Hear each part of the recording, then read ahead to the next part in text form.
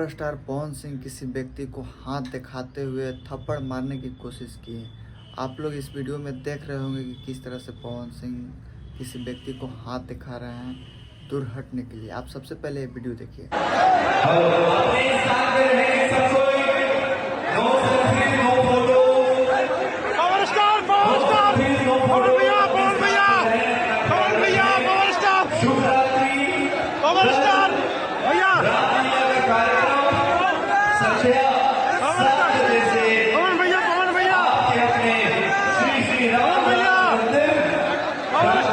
और इसी स्टेज में होने जा रहा है। आप सभी से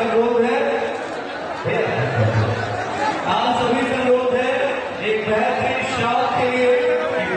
कुछ लोगों का कहना है कमेंट में कि हम लोग उनको बना है और हम लोगों के वो थप्पड़ दिखा रहे हैं। तो भाई, अगर किसी व्यक्ति को आप इतना तंग करोगे तो वो क्या करेगा आखिर में। जब पवन सिंह वहाँ से गुजर रहे हैं गेट के पर, तो वहाँ जितनी भी गार्ड हैं उनको कोशिश कर रहे हैं कि वो शांति से निकल सकें, लेकिन एक व्यक्ति ऐसा है जो भीड़ में उसको पवन सिंह के मिलने के लिए, फ़ोटो खिंचवाने के लिए उसको भीड़ में, मैंने जहाँ से गुजर रहे हैं देख रहे हैं कि भीड़ है, उसी में उसको घुसने का आफत पड़ा है।